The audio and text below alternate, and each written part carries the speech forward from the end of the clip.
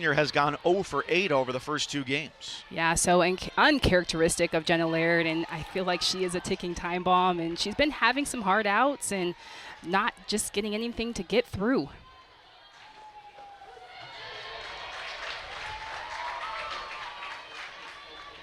And certainly a familiarity both sides, having just seen Backus for the final 5 outs of that first game. So Laird, third-year leadoff hitter, takes up and away from Backus, 2 balls and 1 strike. And definitely the advantage point goes to Laird. I mean, this is the third time, she's faced her in 3 games. Being able to see her, and when you're facing a pitcher and you've seen her multiple times, it allows you to be a little bit more comfortable in the box. You know what to expect. Laird rolls it over. Digby taps the bag 1 away. So game number 1 of the day, 3 trips to the plate. Laird did not hit a ball out of the infield, and the contact there just gets it up the first base line. Laird 0 for 9 in the series, and it's Alex Honnold. Game 1, she was 2 for 3. And strokes this out toward right center field on the run. Dallas Goodnight makes the grab. 2 quick outs.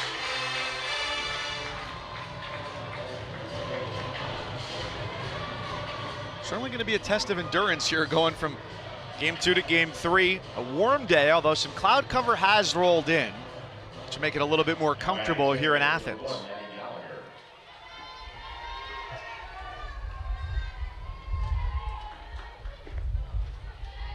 Maddie Gallagher, the senior second baseman, the daughter of a softball player. Her mom played at Fairfield. Grew up on Long Island, just about 25 minutes away from her fellow middle infielder, Jenna Laird.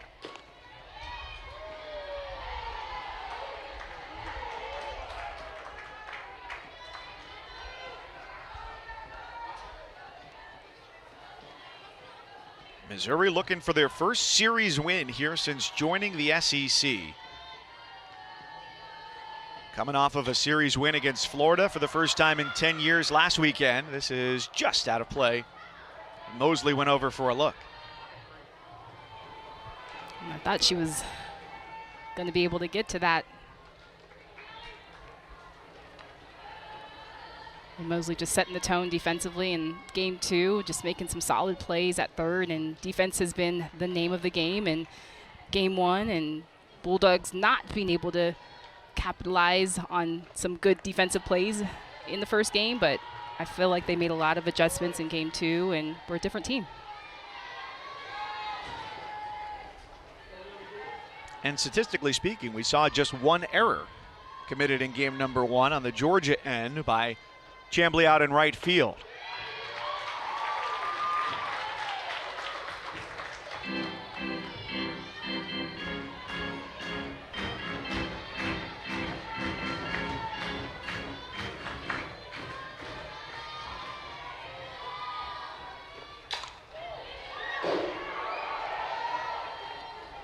So Lily Backus last game closed out a game, finished off a ball game for the 18th time this year, most in the SEC. And she's pitched far and away the most innings on this roster as well.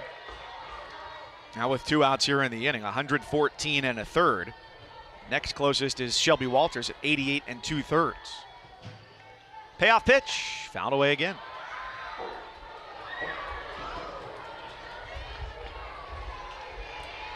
What a boost as well. It's every sport now, college sports, though, where the roster can change so drastically year to year. Adding her from the North Carolina roster, coming back to her home state, and helping fill a lot of innings in the circle. It'll be at least 9 pitches here for Maddie Gallagher. Yeah, Lily Backus has been a big addition and complements this pitching staff so well. Her being a lefty pitcher, she goes more up, and that changeup, she complements Walters so well. Walters is more firm and down, uses that side to side, uses her curve, and so she's just fit in perfectly with this pitching staff.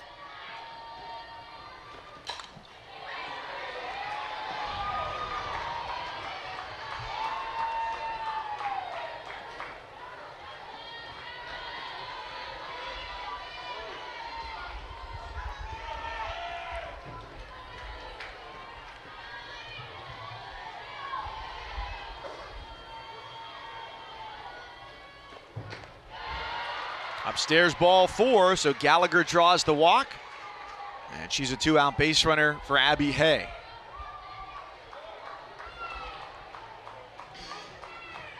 And just a couple of defensive changes in the lineup for Georgia from game 1 of the day to game 2 as Ellie Armistead returns to the starting lineup at short.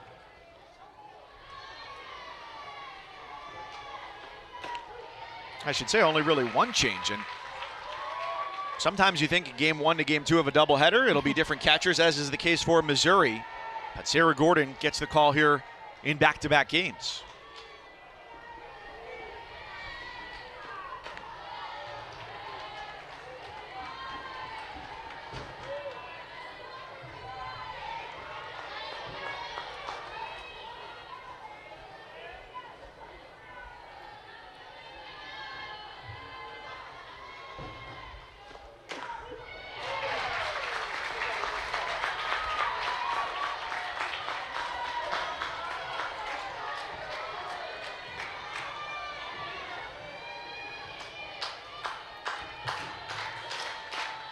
Hay was 2 for 3 in game 1 of the day, down in a 1-2 hole, and takes a called strike 3 on the inside corner from Backus. Relief last night, and this was something that Larissa Anderson talked about during the week, that she had contemplated putting McCann into a starting role. Wasn't sure that she wanted to do it because of how well she's pitched in the latter innings, but giving her the opportunity here, let's see how it works out. Well, it's the old saying, if it's not broke, don't fix it. They've been getting the wins and really, utilizing their normal rotation with Cringe pitching. And so, I love this opportunity here after getting the loss of game 2 of giving McCann a start. So her 3rd start in SEC play. As she works against the top third of the order, Goodnight, Gordon, and Goodwin.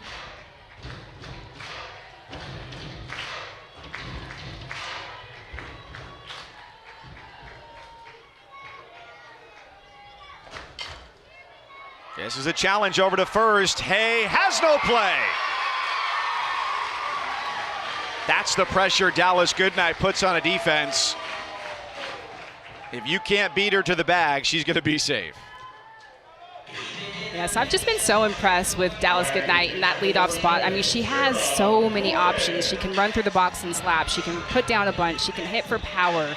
She had her first grand slam last weekend against Kentucky, and so she's just been able to do so many different things and showing off her speed right there.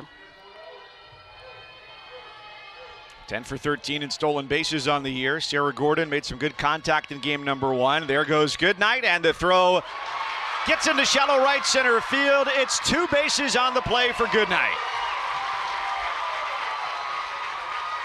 And the heat has been turned up on the Tigers in the bottom of the 1st. And Goodnight just gets such a good jump, stealing the space, and sees that the ball is not there, and immediately goes to the next bag. And that's exactly what you need to do as a base runner. Don't hesitate, just keep running. So the bunt was on for Gordon, and now she'll be free swinging here. 0-1 in the infield in.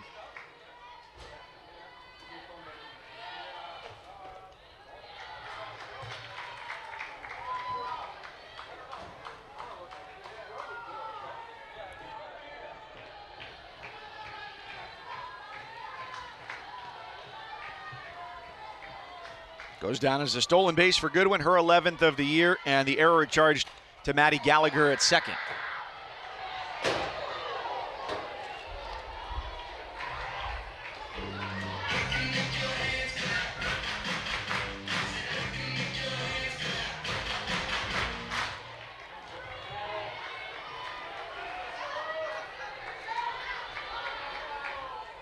Gordon looking for her first hit of the series, last year's ACC Freshman of the Year.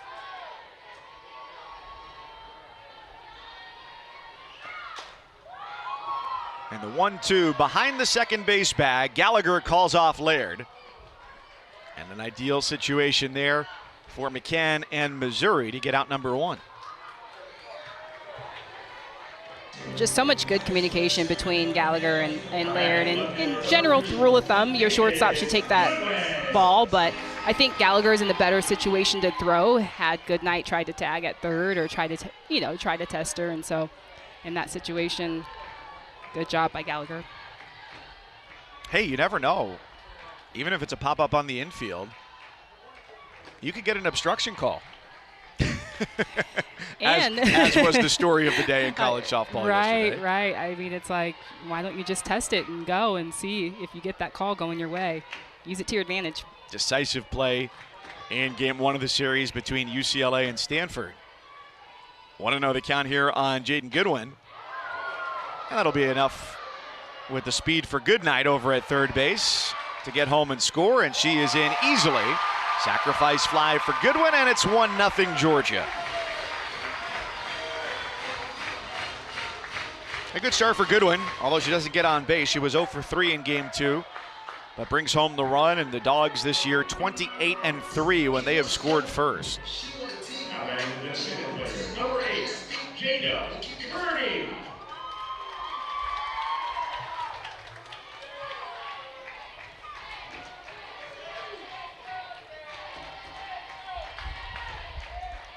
Bases clear, 2 down, Jada Kearney. Oh, great grab by that guy behind the first base dugout.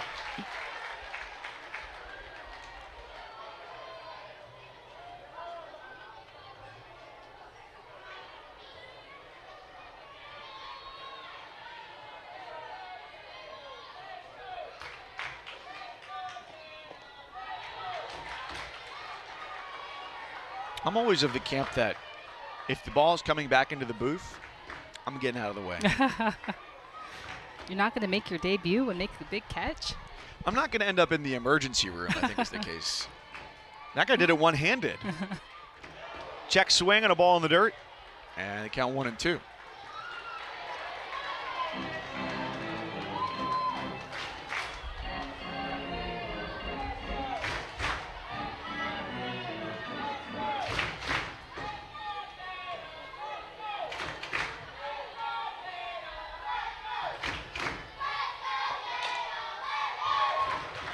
Daly gobbles it up, and the inning is over. But Dallas Goodnight helps Purdue. This recipe of who's going to step up and get it done, and that seemed to be the lineup to get things done and make things happen. A freshman, Stefania Abriscato, leading it off here, who was recruited at Hofstra when Larissa Anderson was the head coach there. Now year number 6 at Missouri. But that was, of course, before the recruiting rules changed. So you could be recruited back in 7th grade, but Abriscato had committed to the previous staff at Missouri and kept her commitment even after the coaching change.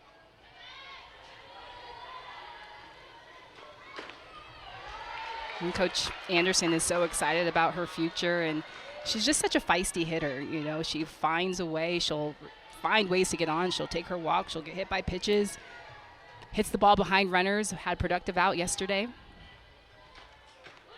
And I don't know how much of their social media content you've taken in, but sometimes they'll go on the road and they'll give a camera to a player. When they give it to Stefania, she has to have the most personality on the team. Does she need her own show? She might. She gets everybody fired up. You talk about the focal point of energy for a team the next 4 years. Yes. She's going to be right in the middle of it. That's fun.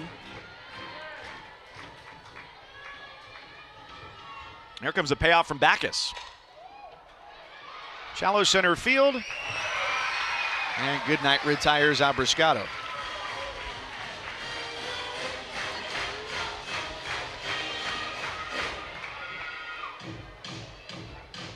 So games 1 and 2, Katie Chester was a pinch hitter and came up in both situations. Double drove in a run last night. Game 2 drew a walk when she was called on as a pinch hitter.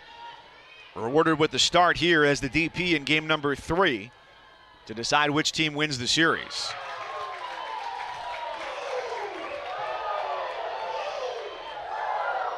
That was a big old hack. But she's bumped her numbers up from a year ago. As a freshman, hit 190 with 3 home runs and 11 knocked in, so up in every category. And they count 1-1 from Backus.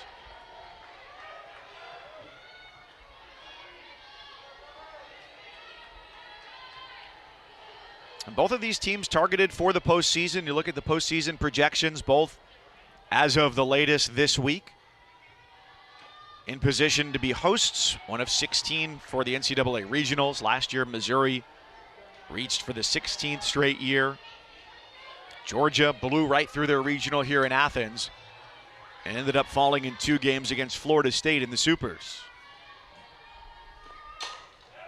That's high and deep out toward left field. Goodwin is at the warning track and gets it in the glove. That was a long way to go. The wind carrying it toward the alley, and Chester is out number 2 on a long fly ball. And Daly hits this hard and puts her hands up because she thinks that is out. But Goodwin says, nope, not today. What a great run by Goodwin. I mean, she just covered so much ground on that, stayed with it. Great play. Well, we talked about it in game 1 of the day, how the absence of the trees in the outfield has, at least anecdotally, impacted some of the wind here. And the wind has been carrying out game 1 almost to straightaway center field, and game 2 here out toward right center field. And yet, the one home run was one that bounced off the top of the wall, just barely cleared the fence.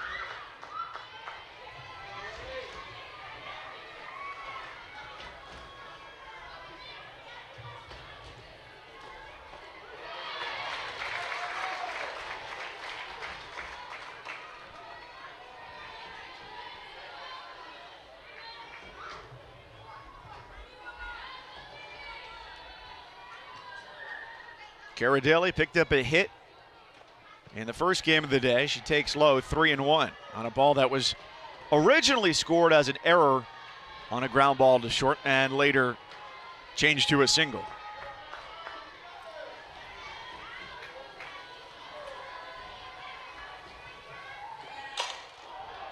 Out to the gap, left center field. Goodnight looks up, and it's a no-doubter for Cara Daly. And we are tied at 1.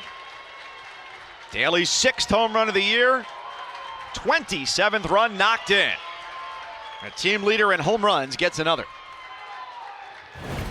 And this has got to feel so good for Cara Daly. She's been slumping just a little bit and just hits this ball so hard, stays in her leg, stays behind it. And off the bat, you just knew that I was out of here, and makes it look so effortless.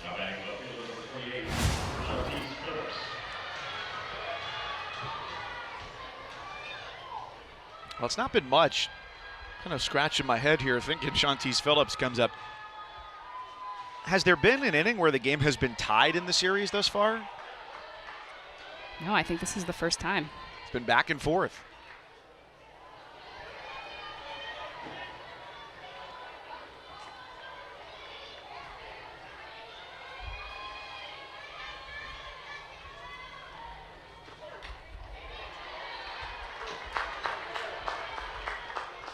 th homer of the year allowed by Backus.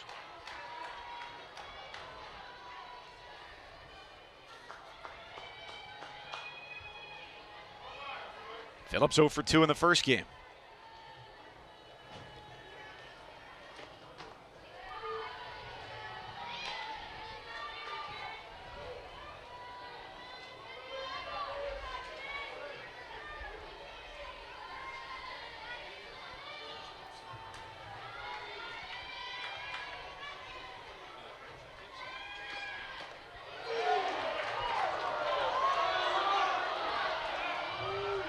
Real close, 2 balls, 2 strikes. Donald Brown behind the plate here for the 3rd and final game of the series.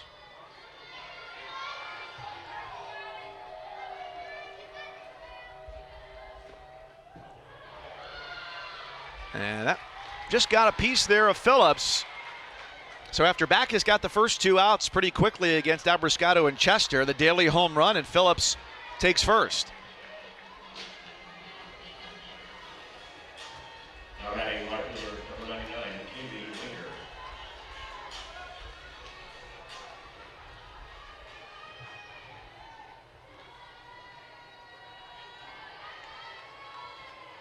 Kaylee Langer, the sophomore out of Liberty, Missouri, former high school teammate of Katie Chester, batting in the 6 and 9 spots respectively here this afternoon.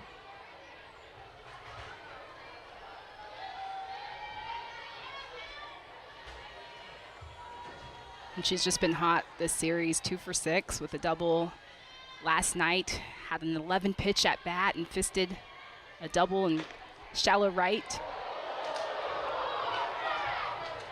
A little surprising that Sarah Gordon kept the ball in her back pocket there with Phillips scampering off the first base bag.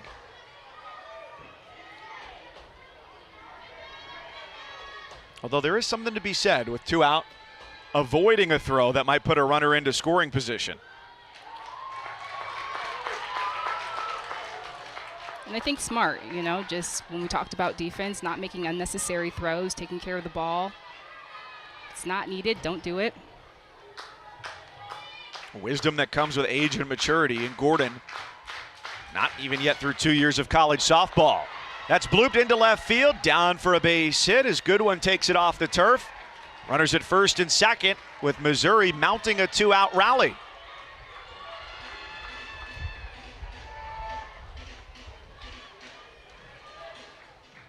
Back to the top of the order now for the Missouri Tigers. Now what a relief it would be, and a big sigh of relief if Jenna Laird was able to come through with a base hit, which she's not been able to do through 2+ games and 0 for 1 today. And the story of game 2, all 4 runs for Georgia coming with 2 out, and the opportunity for Missouri to turn the tables here.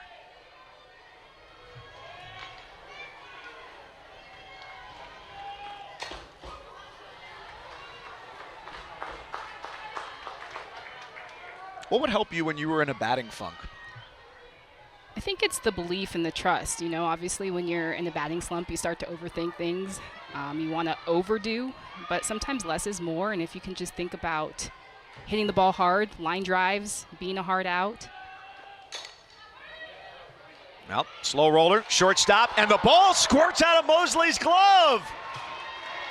It looked like an easy play, and it was anything but, and the bases are loaded for Missouri.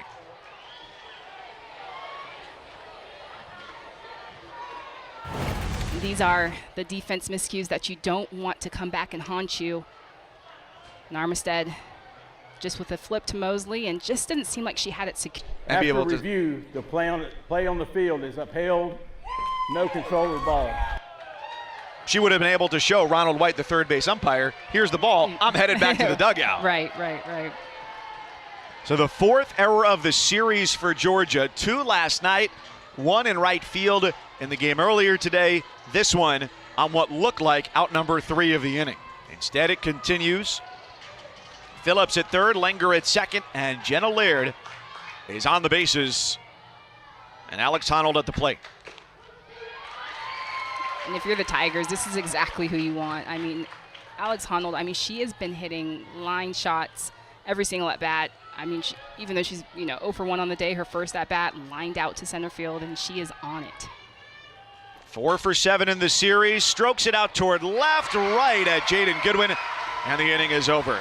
But here are the losses have all been SEC, and I think it's more battle testing them and getting them ready for postseason. Sarah Mosley leading off the inning for Georgia, and a long way to go for Langer, who battles the tarp there at the boundary in a long strike 1. Well, a win today for Georgia gives them their first series victory since they won their first 2 against Alabama and Mississippi. They've lost 2 of 3 in successive weekends to Arkansas, Tennessee, and Kentucky. But as it stands now, the latest projections from D1Softball.com have both of these teams at home for the first weekend of the postseason. And it would be a familiar opponent for Georgia. There's this fly ball to right field, quite playable for Langer. USC Upstate, who was just here in the midweek game, and then a team that absolutely no one wants to see is Virginia Tech, coming to your regional, and Eastern Kentucky. And for Mizzou, the projection from D1 Softball is having them Kansas, Indiana, and Eastern Illinois going to Como.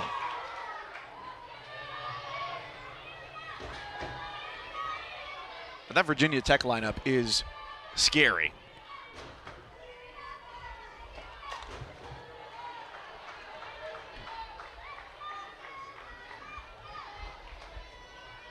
Speaking of the ACC today, just checking out the scores between games. After Virginia lost in a painful fashion against Duke last night, they got the upset win in Game 2 of the series. This has just been a topsy-turvy week if you're a ranked team. Yeah, it's upset city everywhere. I mean, your phone is blowing up with all these different scores, and it's just hard to keep up. But a lot of fun. That scoop just short of the warning track. Sydney Kuma out number 2. You must have like at least 3 softball group chats that you're in, right? I'm in several, and they're all blowing up. I mean, last night with that. The limit does not exist. Yeah, that UCLA game, my phone is blowing up with the obstruction call at home, and it's so much fun to be able to talk with past teammates and just to be able to talk the game and follow along. Because today, on any given day, anybody can win. It's been a lot of fun. I'm not always proud of my screen time on Sunday when the notification comes through, but sometimes it's absolutely worth it.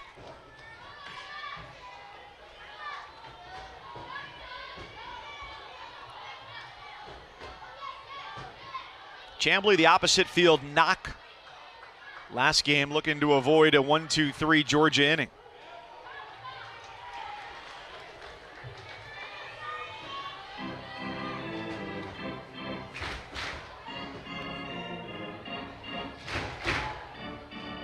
McCann in the circle, the freshman, getting the start here in Game 2 of the doubleheader. After she gave up a leadoff single to Dallas Goodnight in the first, has retired 5 in a row and on the verge of making it 6.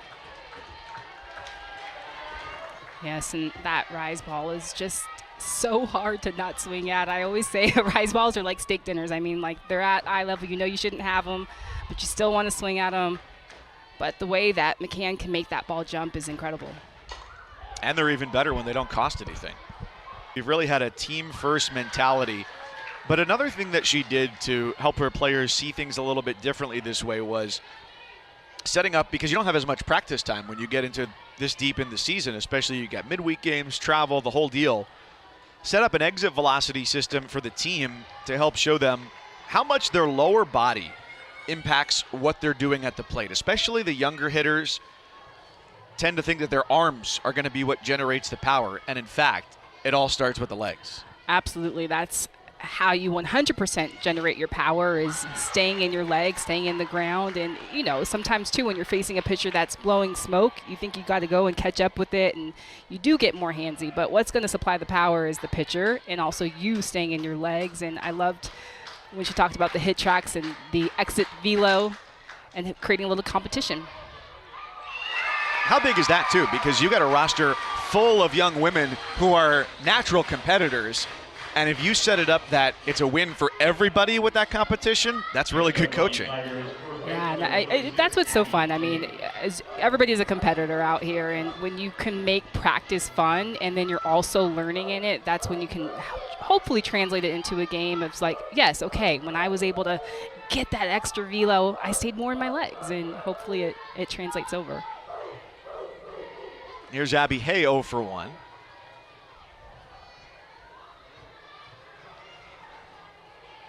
And it was a point I really hadn't thought about all that much, of how little practice time there is, that you go from a weekend series into a midweek game, into traveling Thursday to play Friday, and then your schedule might get turned upside down because all of a sudden you're playing 2 on Saturday. Or in the case of Kentucky and Auburn, they had a lightning delay.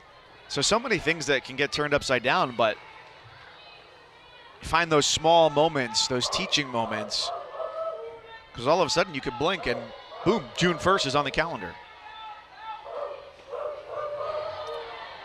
Yeah, those midweek games could be so brutal. I mean, sometimes they're great. They're a blessing in disguise because they are an opportunity to put a lineup together and actually play the game and work out some kinks and get some things together. But then sometimes they can snipe you. You get an upset, you lose a game, but you're not really getting to have a full-on practice. And nothing can really, duplicate practice of just creating a safe place where players can work on their swings, get extra ground balls.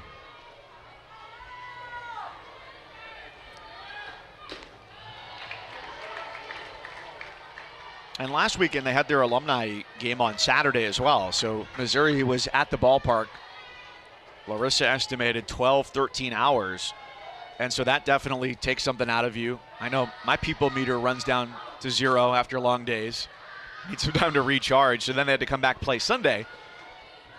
But she said the thought was, especially when you're traveling, you're on the bus for a while, whatever the case might be, the natural inclination is to say, all right, well, let's get a stretch in, let's do something like that. But instead, they've actually gone to quick lifts to get the nervous system activated and get their bodies ready for the high-intensity 3 hours that are going to follow.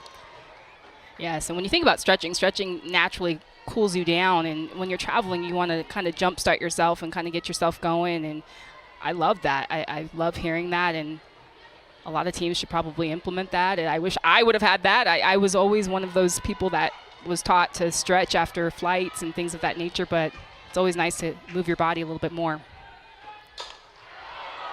Hay gets a hold of that, drives it deep center field, and it's gone!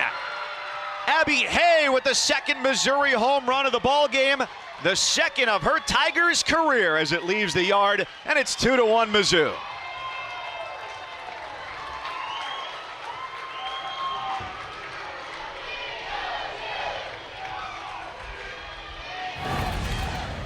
And what a moment to do this for Hay. Taking this ball on the inner half, it's a little bit elevated, dead center. And what a great feeling to get your team back on top. 2-1 Mizzou. And how much is she validating the choice by Larissa Anderson to put her in the cleanup spot? A phenomenal first game today, and here, after striking out looking to end the first, deposits a souvenir over the wall.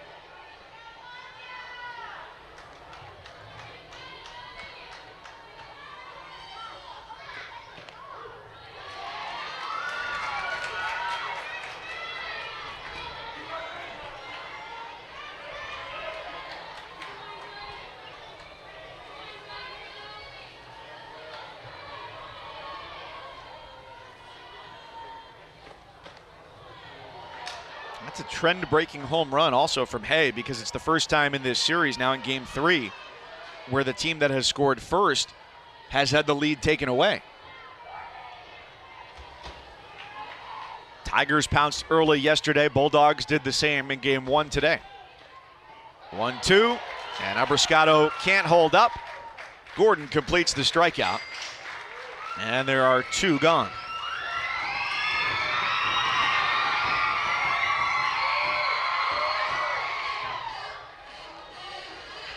Next up, the designated player, number 12, Katie Chester.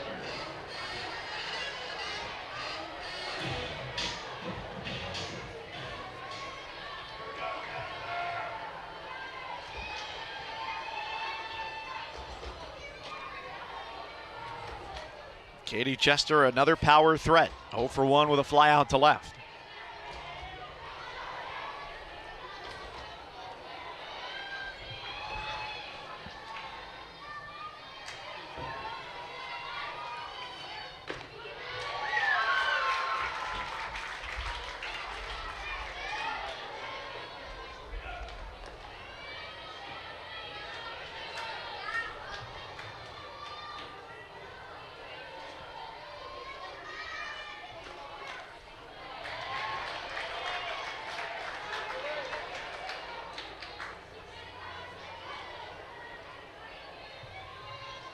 Just a good location for that changeup in that hitter's count. Especially as a hitter in that hitter's count, you're thinking, I'm going to stand in here and I'm going to rope it, but back is just doing a good job of changing speeds.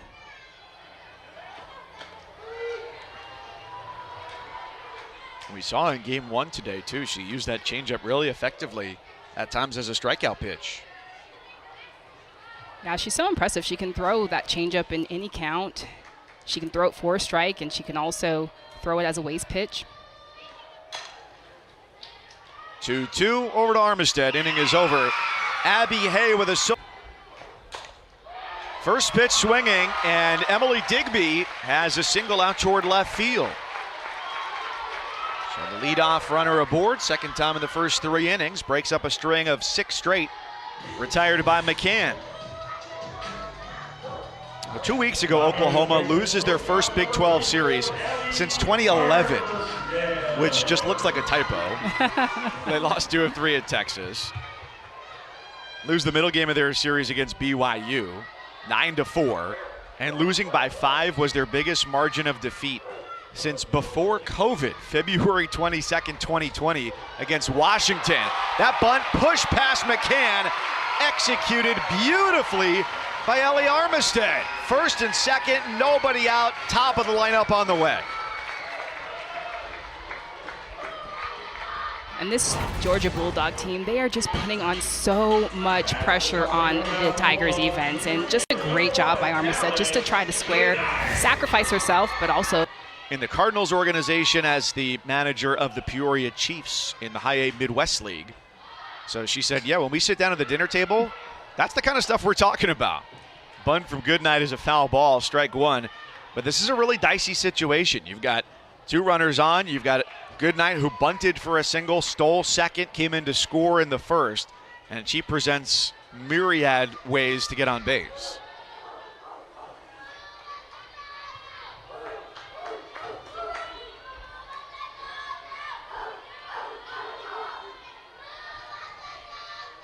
As you mentioned earlier, last weekend in Lexington, hit her first home run of the season, drops this down. It's Daly throwing to first.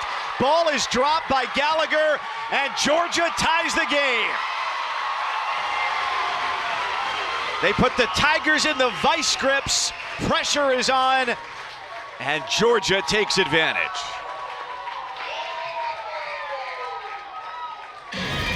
and Dallas Goodnight just continuing to use that speed, putting that bunt down, again, trying to sacrifice herself, but that speed puts so much pressure on this Tiger defense.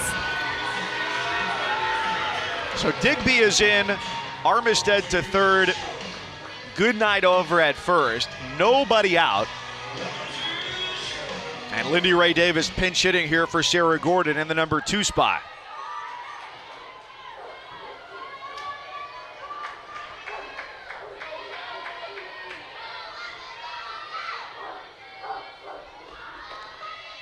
And there goes Goodnight, no throw to second.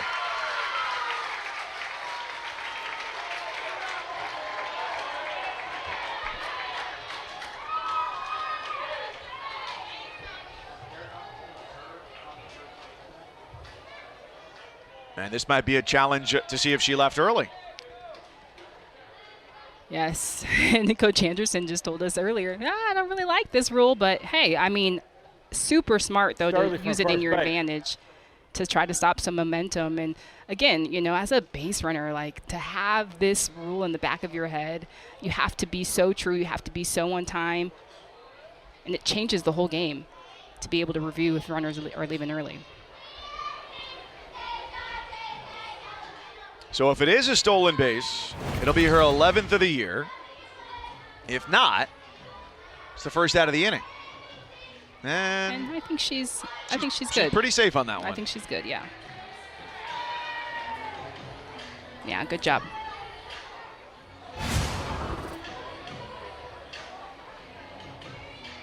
But a worthwhile exercise from the Missouri dugout and trying to steal it out.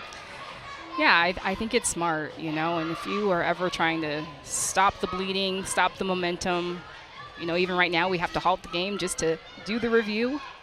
The ruling on the field is upheld. The runner did not leave early.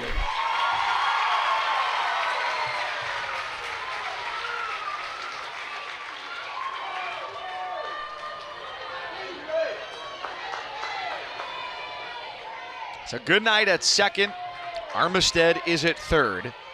Nobody out. And as Goodnight reached base, it goes down as a sacrifice and an error on Gallagher over at first. Davis zips it foul, 1-1.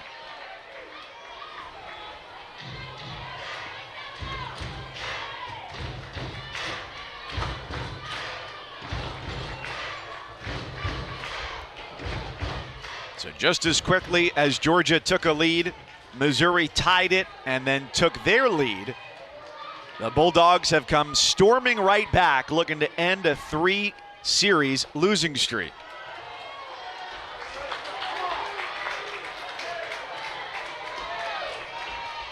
And I'll be curious to see here, because you've got one catcher pinch hitting for another.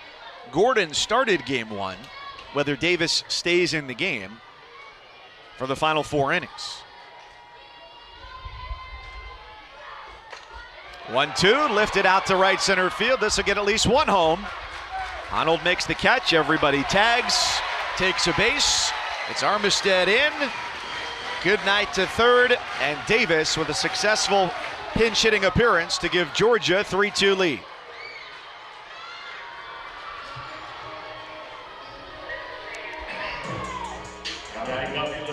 And just some good situational hitting. You know, as a hitter, you're looking to elevate that ball and get that to the green. You know, you've got speed on the bases, and again, another productive out.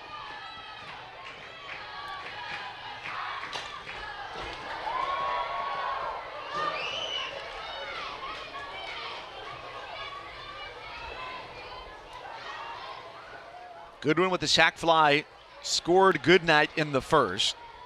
He reached on the infield single, stole second, and took third on an error. Crane's in the circle here. Start yesterday, and a really good one for her. 5 1/3, 5 hits, 2 earned runs, walked 3, struck out 4. But when she got into trouble, she erased those base runners. Left the bases loaded in the second and stranded 2, each in the second and fifth. And she makes the shore out over at first base as Goodnight scores on the bunt from Goodwin. 4-2, Georgia.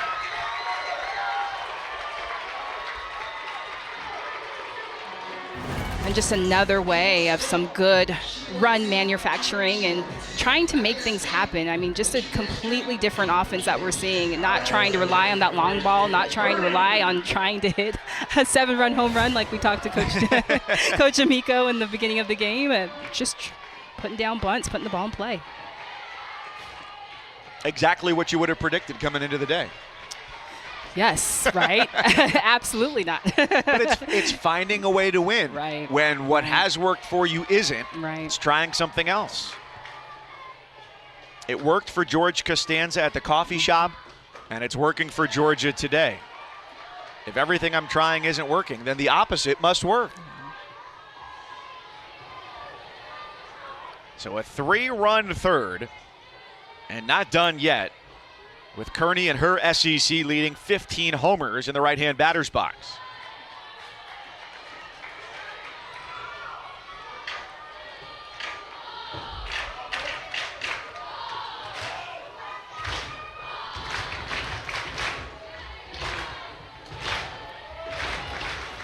They've scored 4 runs and yet only have 3 singles.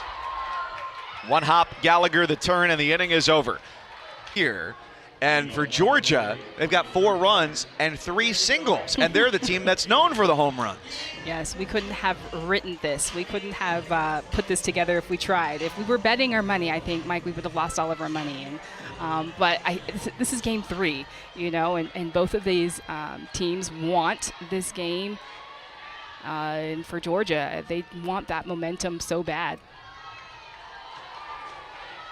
Bottom third of the lineup. And it begins with Kara Daly. So let's see how Backus works here against Daly, who hit a home run out toward left field back in the second inning. That tied the game at 1.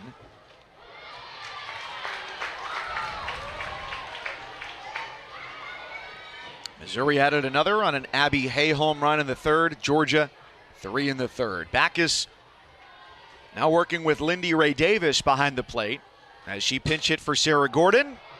And the 1-1 out to the gap, tracked down by Goodnight.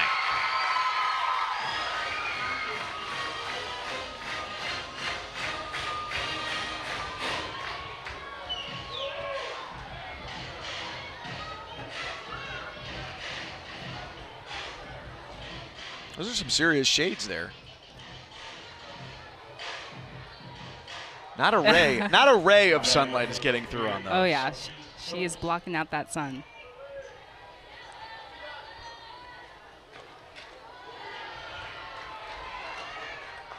Did you ever wear the flip-up ones? I wasn't a sunglass person. The depth perception would mess me up as a shortstop, so they were cool though. Maybe on practice days. I can see that. I've tried to wear them playing tennis, and you're right. The ball coming at you, it throws everything off. I'd rather squint. Yeah. As opposed to getting hit, you know. If you've got the sunglasses, it definitely messes with that depth perception. Safe bet. And looking cool has never been a problem for me, 'cause it's never happened yet.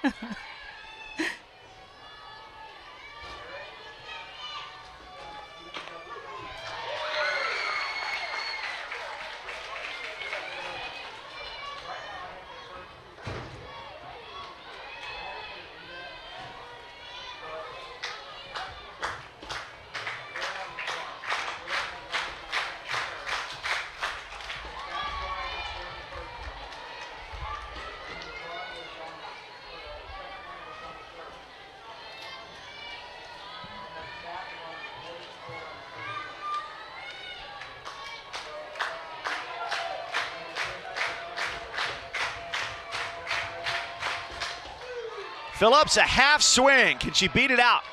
Davis on target to first base. It would have worked well as a bunt. Unfortunately, that was not her intended outcome. Yeah, but Davis, she jumps out so quick and gets such a good jump on this and a good pulse and puts down the threat of that even being a hit at all. And as we saw with Mizzou trying to defend against a bunt earlier, that throw down to first base is no sure thing. Catcher's got to find the right angle to make that throw up the first base line.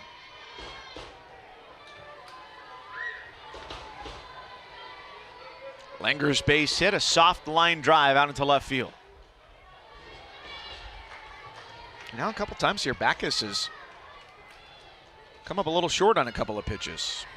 Yeah, and you almost wonder if she's losing her grip on that changeup a little bit. And, you know, it's a little bit humid today and maybe a little bit moisture on her hands, but just having a hard time finding those last two changeups.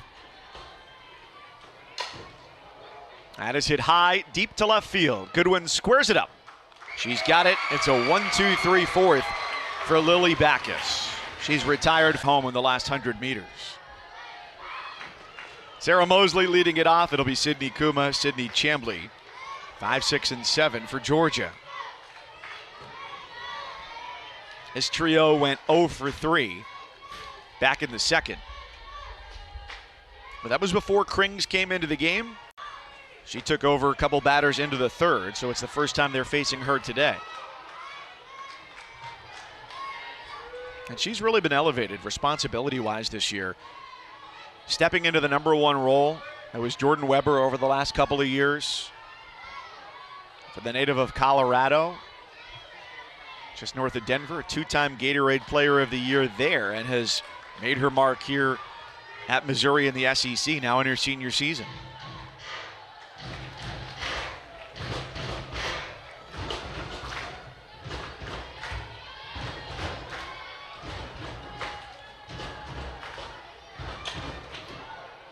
High pop, foul ground. Not a lot of room to operate there. And right up against the fence. That's nabbed for the out. Well, short operating space for Jenna Laird. She covers a ton of ground. Covers a ton of ground and does it so calmly. I mean, I love her composure of not panicking. She goes and she finds the fence. She sees the camera, makes sure nothing's in her way. Makes a solid catch.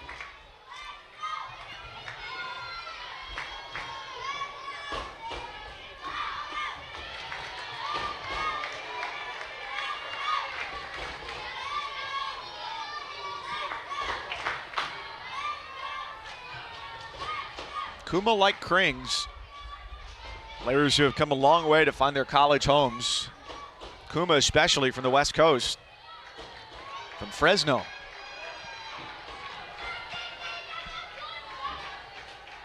The most productive agricultural region in the country. They will be happy to tell you if you make a visit to Fresno.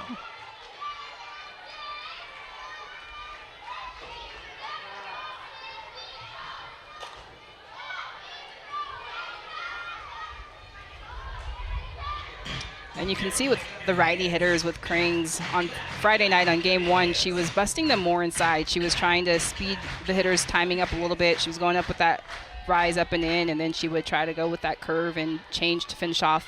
But now she's throwing the changeup earlier in the count.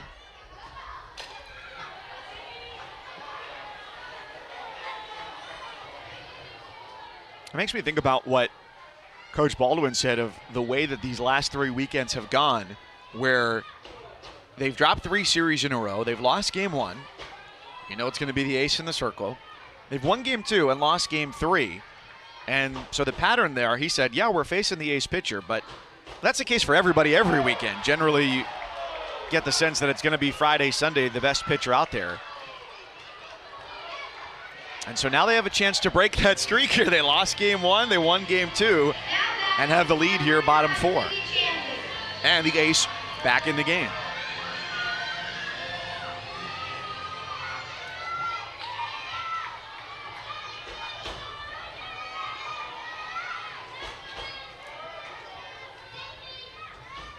What I thought was interesting, too, was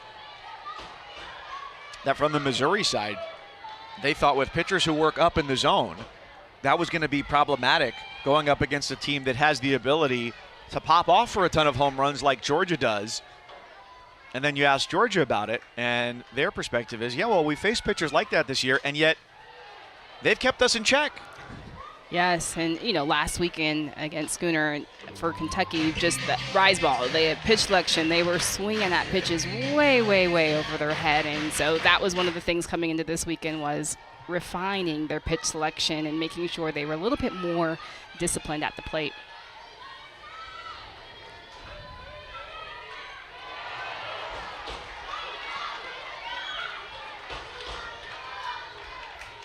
Krings a strike away from a 1-2-3 fourth, keeping it a 2-run lead for Georgia.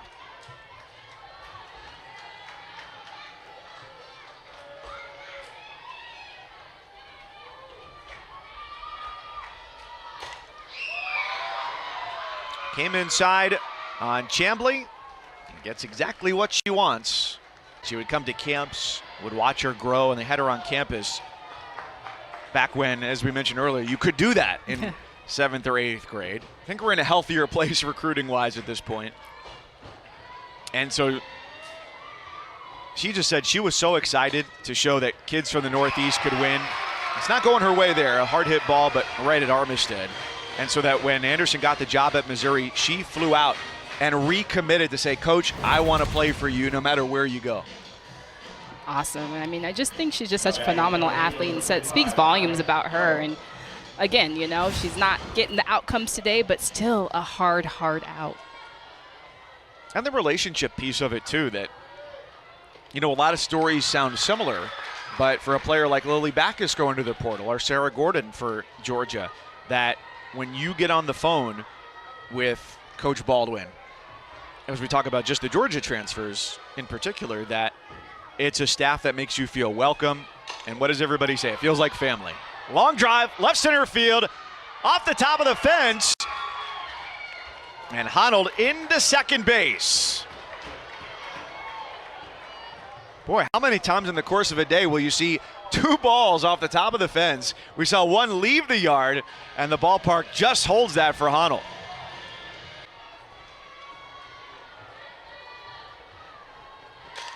And Gallagher, first pitch swinging, center field. That's out number 2. So the Tigers have an opportunity to cut into the deficit here at 4-2.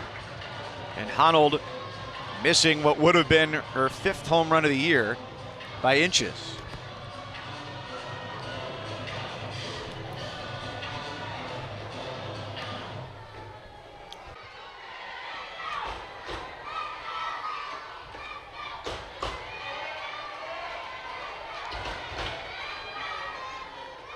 Abby Hay, phenomenal, moved up into the cleanup spot for game 2. 3 extra base hits. And she's already gone deep today, a solo home run back in the third. Georgia struck first, a run in the first. Missouri comes back with a solo home run from Carrot Daly in the second. Hay in the third, but then Georgia responded with a 3-run third, and that's how we get to 4-2.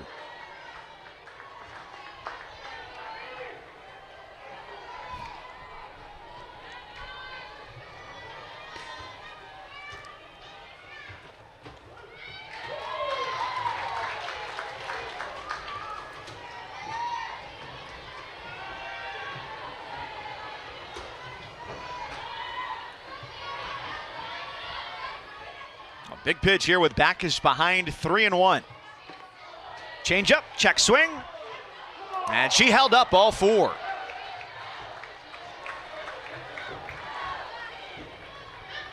Pressure moments to have this experience.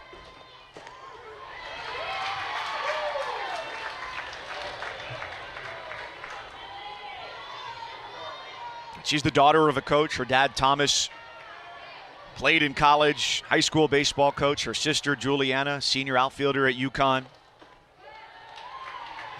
So even if she hasn't been in a particular situation, she's seen it firsthand with her family. 1 ball, 1 strike as Backus closes in on 90 pitches. And the tying runs on base for Mizzou.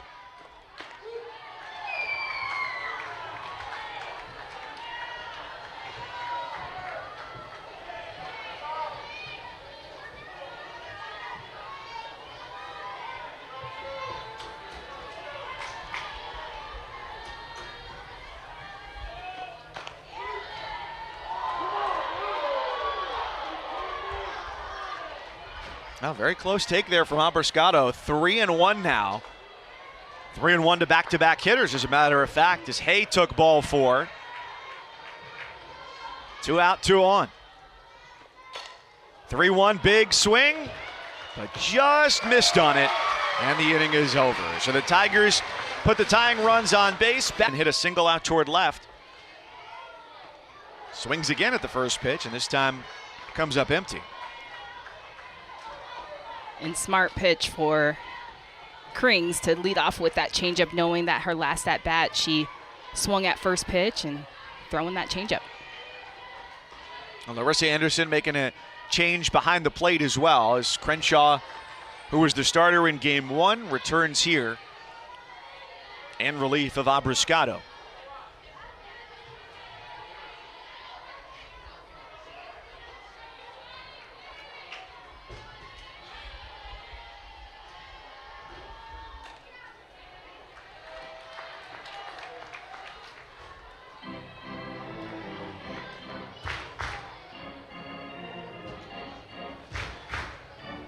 Both teams with freshmen at first base.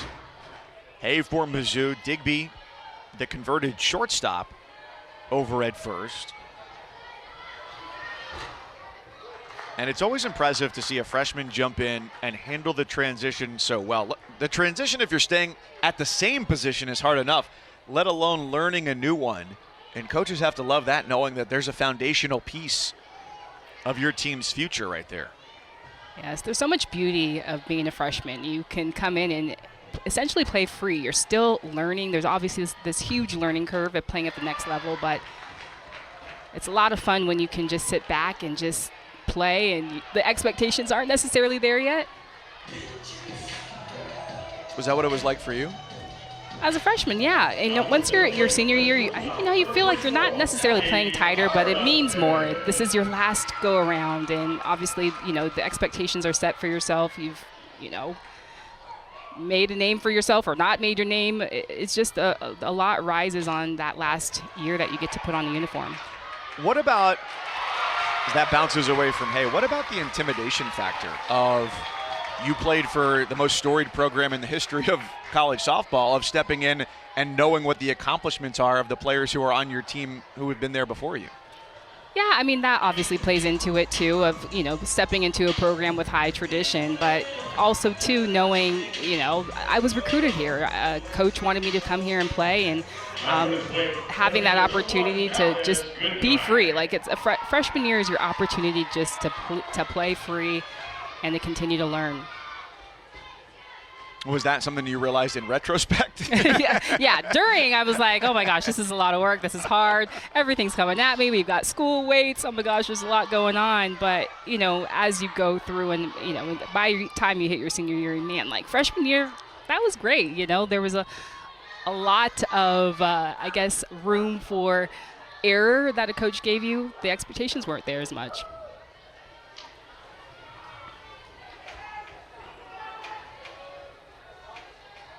This will be fascinating to see how they work here against Goodnight, because I think from either lineup 1 through 9, she's been the most difficult out this weekend. Scored 2 of their 4 runs. Waves and misses 1 and 2. 4 for 8 in the series for Goodnight.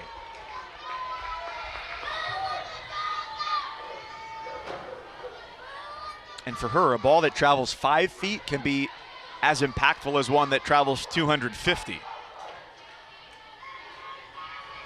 They pinch the corners. She fouls it away. And for a player like Goodnight, I mean, it's so fun when you have options to be able to change from pitch to pitch. You know, if you're slapping, running through the box, that opens up your game a little bit more. The defenders come in. Now you can stand in and you can hit. So being a triple threat, you need to use that to your advantage. And that was a tremendous put-away pitch there from Krings. Left it up there, and Goodnight waved and missed. Now batting number 11, Lindsay Ray Davis.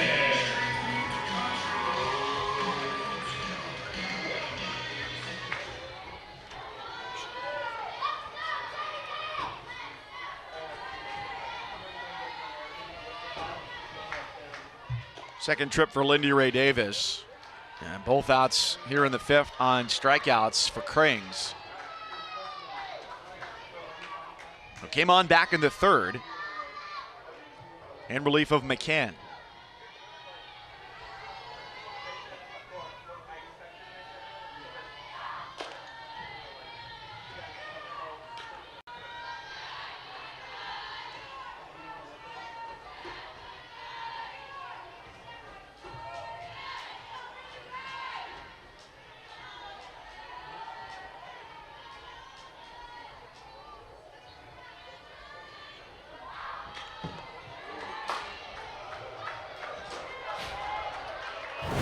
So here's strike 3 to Goodnight. And this changeup just falls off the table. I mean, she pulls the yo-yo on that, and there's not much that you can do with that, even if you know it's coming. Krings on the verge of a 3rd strikeout in the inning. Gets a chopper right side, and the inning is over. Time winding down here at the series finale.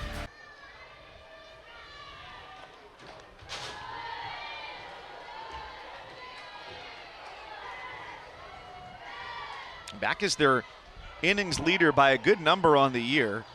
Busy today, 5 2/3 yesterday, 1 2/3 in game 1 to pick up the save. And Chester hits it a mile high and just onto the outfield grass as Kuma battles the sun and wins.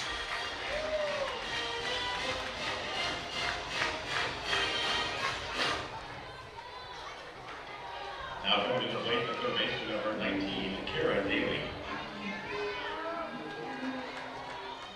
Well, we were talking a few innings ago about Larissa Anderson challenging her team, using that lower body strength and showing them on the hit tracks data just how hard they can hit the ball. She said the player always at the front of that leaderboard is Kara Daly, who's up here. She went deep earlier in the game, solo home run in the 2nd. That at the time tied the game at 1. And even, you know, going and talking about how to raise that velo of staying in your legs. I mean, that solo home run was so effortless. I mean, she was so down in her legs, and being able to use that to leverage to get that ball to get out of here.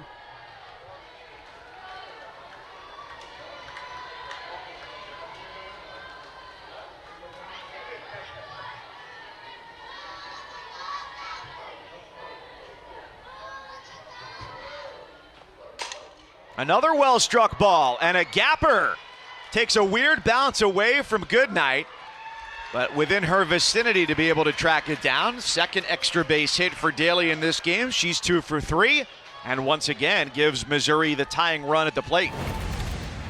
Yeah, just take a look at how much she is in her leg. She doesn't have a lot of movement with her base. She's lets the ball travel, lets it get deep, hits this ball out in front. This is a good piece of hitting.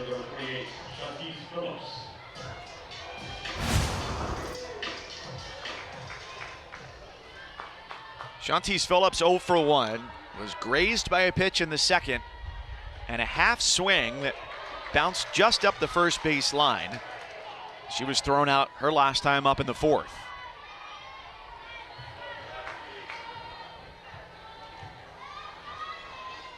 Missouri this year has not been a team, statistically speaking, that will beat you with the long ball.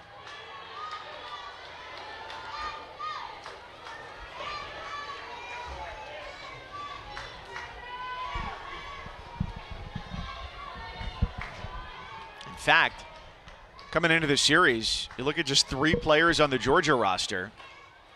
Kearney, Mosley, Kuma combined for more home runs than the entire Missouri squad. Came into the weekend with the 3rd fewest homers in the SEC on the year.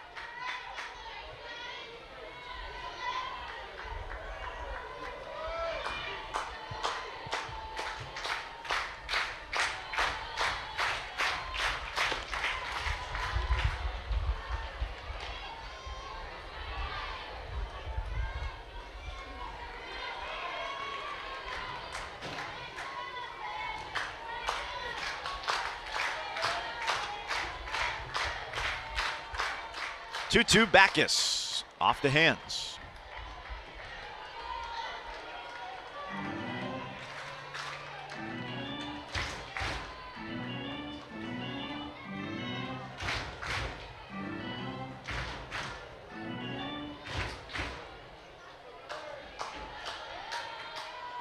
Right at 100 pitches on the afternoon for Backus here in game 3. And Phillips will see another. How about Larissa Anderson, by the way? Third base coach's box? How often do you see the coach in the box? Not very often, and especially not with these elite hitters. I am starting to stand way back, close to left field if I can. Or you'll see some that will come back down toward home plate. Fearless. Slow roller, and Mosley gets the out over at first.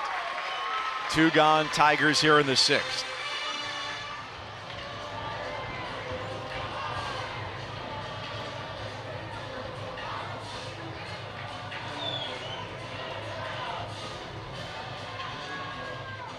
Through 5, Mizzou stranding 6 runners aboard.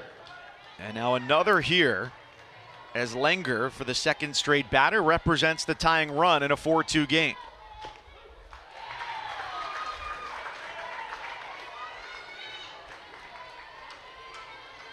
Still time to go, and I don't know anyone crazy enough to look this up. But I'd love to know if this final score held when the last time a 3-game series had the same final score in each of the 3 games.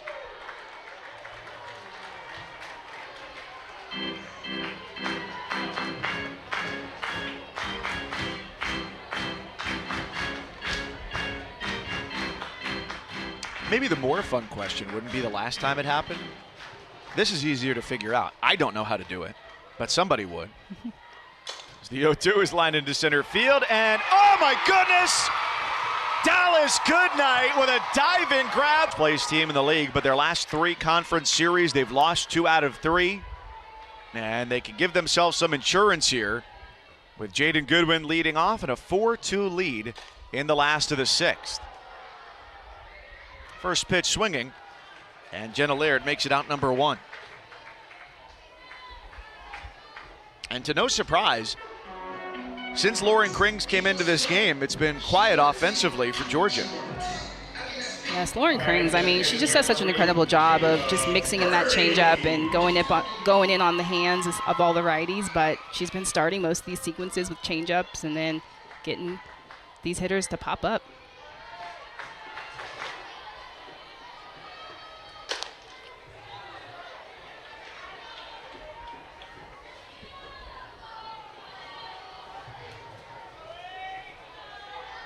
On the plus side for Missouri, they've got 1, 2, and 3 in the order due up in the 7th.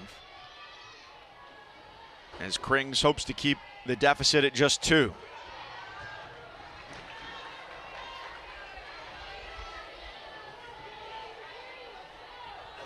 But you got the home run leader in the SEC, 15 of them for Kearney. Having the best offensive season of her career. A .345 hitter career starting this game at .364.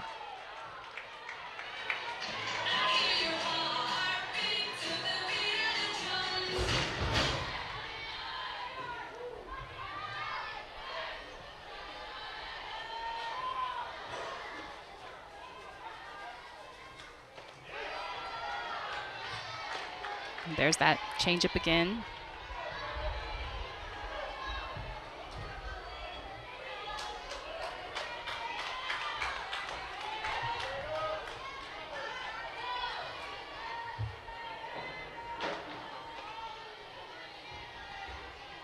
Does she go back to it?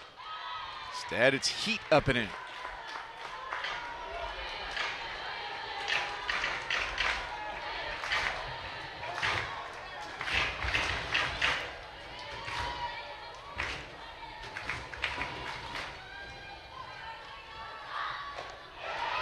Krings fans Georgia's cleanup hitter. 2 up, 2 down. And this is the changeup, and it is so money falling off the table. It's Kearney swinging. Well, when she got Goodnight for the second out of the 5th, Goodnight swung right over the top of that. That swing path there from Kearney appeared to be right where the ball was. That was the problem, past tense. First pitch swinging, Daly to Hay. The inning is after they took her out of game 1 today. But Backus is holding her own. Shelby Walters pitched 5 1/3 in game 1, allowed just 1 earned run, and then Backus with an inning and 2/3 scoreless. And we've seen a lot of different pitching combinations this year. Between Backus, Kerpick's not available today. Walters. So the starters have not necessarily been locked in stone for Georgia. And you get the feeling a little bit here from the Georgia dugout that with as well as she's been pitching, why change anything up? Because you're going to feel great if you get this series victory here. And you got the day off tomorrow that you didn't expect.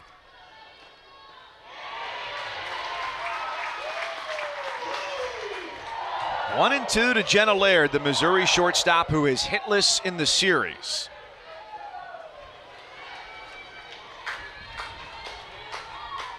So here's her 12th plate appearance, down 1-2. And it's right to Goodwin.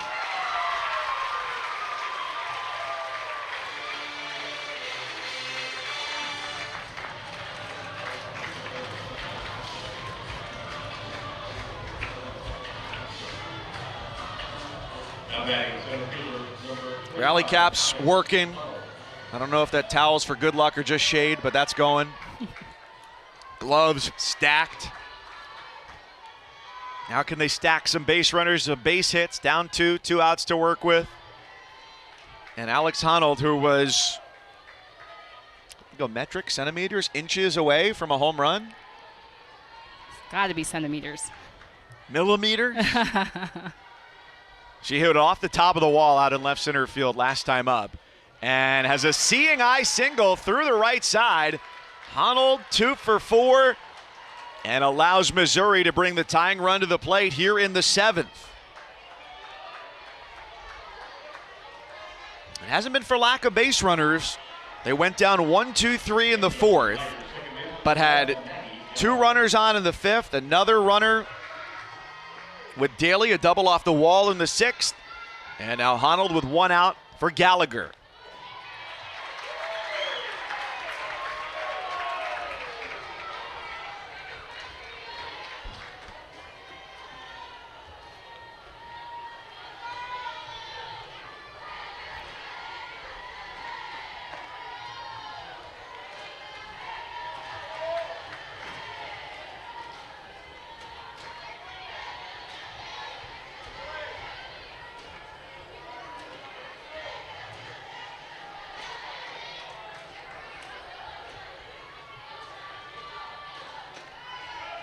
2 straight out of the zone.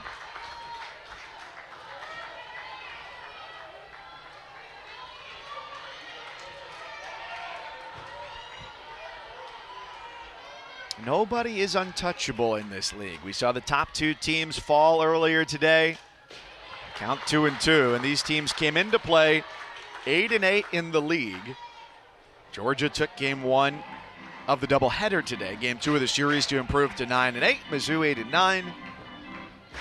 Both teams in position to host in the postseason. Georgia looking for the series win. Missouri hoping for a comeback. And they got back-to-back base hits here in the 7th. There is life yet in those Tiger bats. Gallagher just was seeing the ball very well that last at-bat, just seeing the ball deep. She was on the plate a little bit. Looked like she was looking away. Does a good job of just keeping her hands inside and going with the pitch, not doing too much. So the batter is Abby Hay, the freshman first baseman. 1 for 2, a walk, a solo home run. Swings a big bat. How should Chelsea Wilkinson, the pitching coach for Georgia, pitch to her here? If I am Wilkinson, I am going to try to throw more off speed, keep that ball down. And the 1-0 is off of Armistead's glove. Her throw to third is wild, and the ball, fortunately for Georgia, rolls back into the field of play, but the Tigers have the bases loaded with 1 out. And this is a changeup that is down, and Armistead does a good job of knocking this ball down, but just that throw goes a little bit wide. And it didn't come back to bite, but that's in the 7th.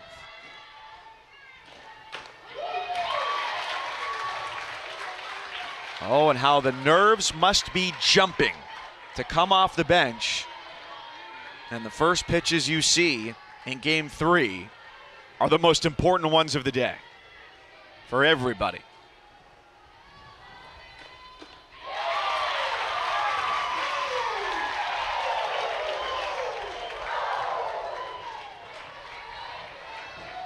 And again, if I am Backus, I want to use my defense. I want to let my defense work for me behind me. You can see the middles playing back, play into that double play.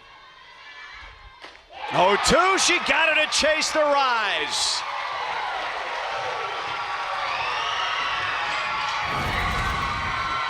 Or better yet, I'm going to do it myself with this rise. This is zipping through the zone. This is a big, big K.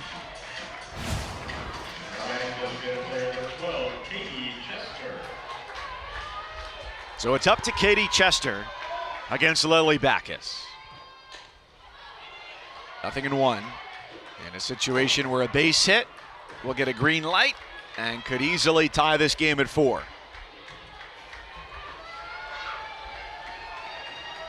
Well, we're not there yet, but doesn't this just feel like the postseason right now? It really does. It feels like a super regional. I mean, just these 3-game series. Backus climbs the ladder again. She's a strike away from the complete game and the series win.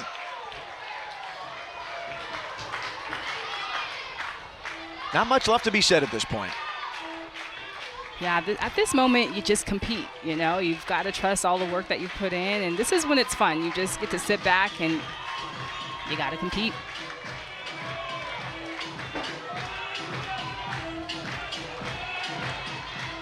Backus retired Laird to start the inning. Now the base is full, 2 out, and an 0-2. Just gets a piece.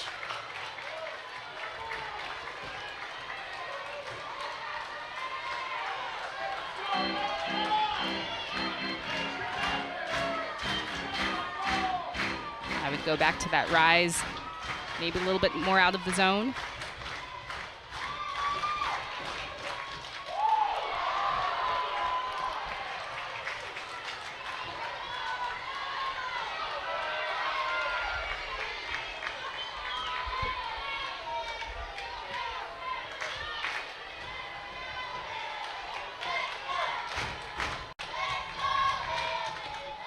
Off the plate, up and away.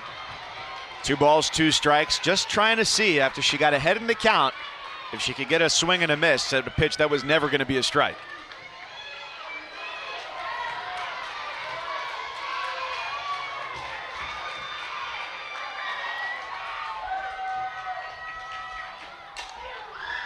Out of play.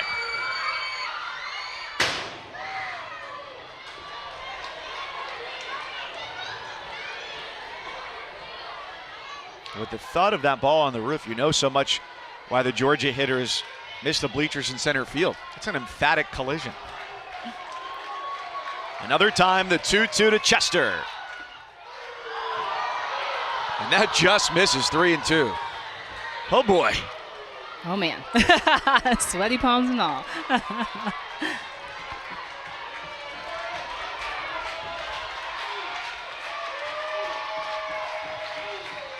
Bases full, 2 out, 3-2.